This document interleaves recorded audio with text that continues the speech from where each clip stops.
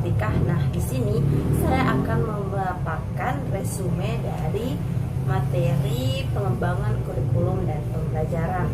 Nah, kurikulum adalah seperangkat rencana atau pengaturan yang di dalamnya mengisi tentang pembelajaran atau cara yang digunakan dalam penyelenggaraan pembelajaran itu sendiri. Biasanya konsep kurikulum ini ada konsep tujuan kurikulum, fungsi dan peranan kurikulum, dan juga kedudukan kurikulum itu sendiri.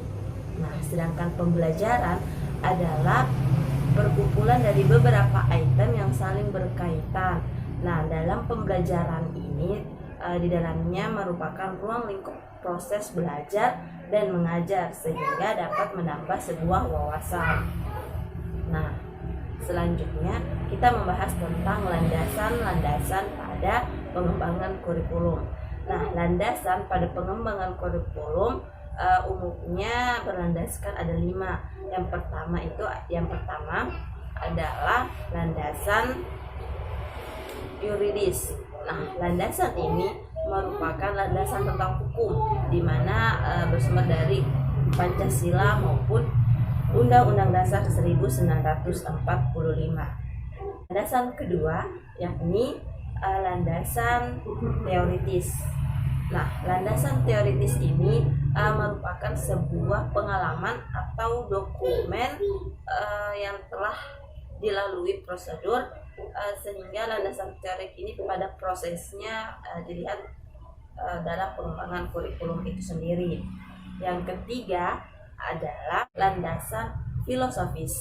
Nah, landasan filosofis ini merupakan asumsi-asumsi pemikiran yang sistematis, yang logis, sehingga dapat dijadikan landasan dalam pengembangan kurikulum itu sendiri. Nah, landasan berikutnya adalah landasan psikologis. Nah, landasan psikologis ini merupakan aspek di mana banyaknya psikis yang berbeda antara manusia dengan manusia yang lainnya itu, sehingga dalam pengembangan kurikulum itu landasan fisiologis ini sangat berpengaruh dalam pengembangan kurikulum. Nah, yang terakhir adalah pengembangan sosiologis. Nah, pengembangan sosial budaya ini tentu saja berupa banyaknya suku, ras, banyaknya perbedaan dari lembaga-lembaga atau lingkungan sekitar, sehingga landasan ini digunakan dalam proses pengembangan kurikulum ke depannya. Nah, semua landasan yang tadi merupakan hal yang terpenting dan terpokok dalam pengembangan kurikulum itu sendiri. Selanjutnya kita berangkat ke prinsip pengembangan kurikulum dan pembelajaran. Nah, prinsip pengembangan kurikulum itu sendiri ada beberapa aspek, tetapi terlebih dahulu kita mengetahui apa itu prinsip.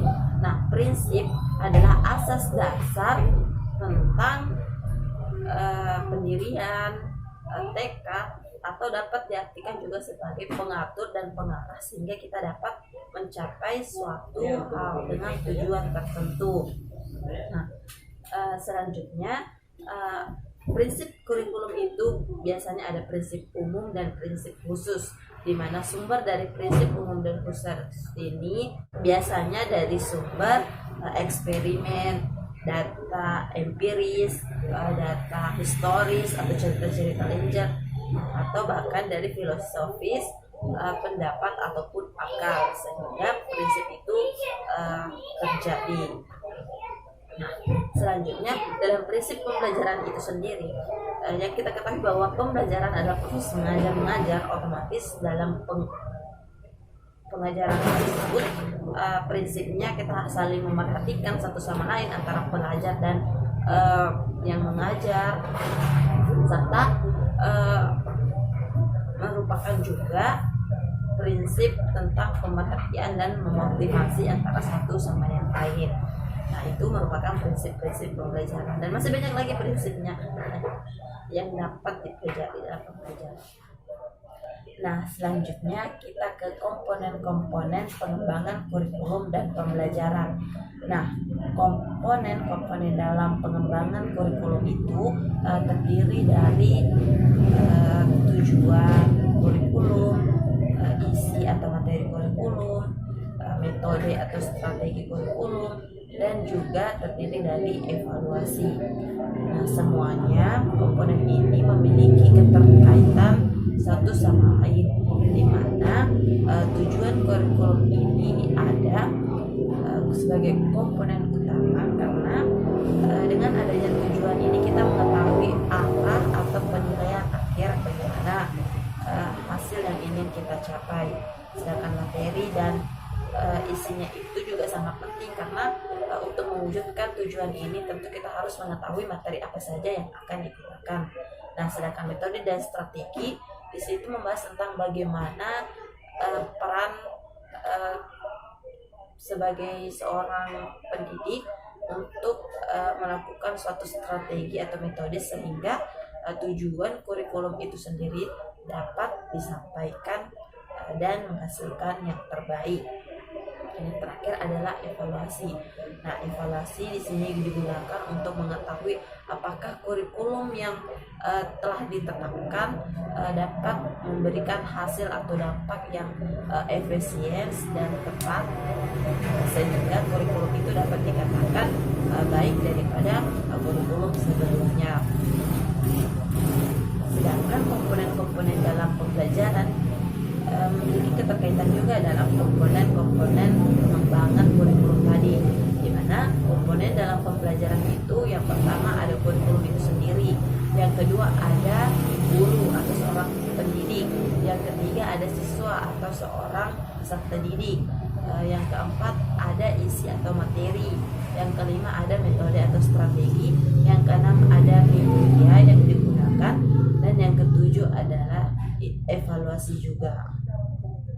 Nah, komponen-komponen pembelajaran ini juga memiliki keterkaitan yang sangat erat satu sama yang lain, di mana guru berperan untuk memberikan metode atau strategi dalam pengembangan peserta didik untuk dapat memahami isi materi. Nah, dengan menggunakan berbagai media, ada media visual, ada media audio, ada media audiovisual, ada media grafik, gambar, dan masih banyak lagi media yang dapat digunakan. Nah, di sini guru berperan penting untuk mengetahui bagaimana strategi sehingga peserta didik dapat memahami materi secara cepat dan efisien juga. Nah, ternyata guru juga di sini berperan selain menjadi subjek, dia juga dapat sebagai objek, di mana dia dapat memberikan wawasan dan juga dapat menerima wawasan dari peserta didik itu sendiri, karena peserta didik itu sendiri juga bisa sebagai subjek ataupun objek, di mana dia dapat menerima wawasan dan juga dapat memberikan wawasan, sehingga adanya proses tukar menukar dan saling pembelajaran. Nah, selanjutnya mengenai evaluasi kurikulum. Evaluasi ini dilakukan untuk memeriksa kinerja kurikulum itu sendiri dengan keseluruhan aspek penilaian. Nah, di situ kita mengetahui apakah keberhasilan suatu kurikulum itu dapat berhasil ataukah malah justru tidak berhasil. Sehingga tujuan adanya evaluasi ini dapat memperbaiki program, pertanggungjawaban berbagai pihak, dan penentuan tindak lanjut pengembangan kurikulum itu sendiri. Biasanya akan ada perubahan dengan KTSP menjadi K13, itu salah satu contoh pengembangan kurikulum itu sendiri. Adapun model-model pengembangan kurikulum itu juga banyak model, ada model humanistik, ada model teknologi, ada model sosial, ada juga metode dari kurikulum itu sendiri. Nah, metode-metode ini akan dipelajari selanjutnya. Baik, demikian video saya, kurang dan lebihnya mohon dimaafkan. Assalamualaikum warahmatullahi wabarakatuh.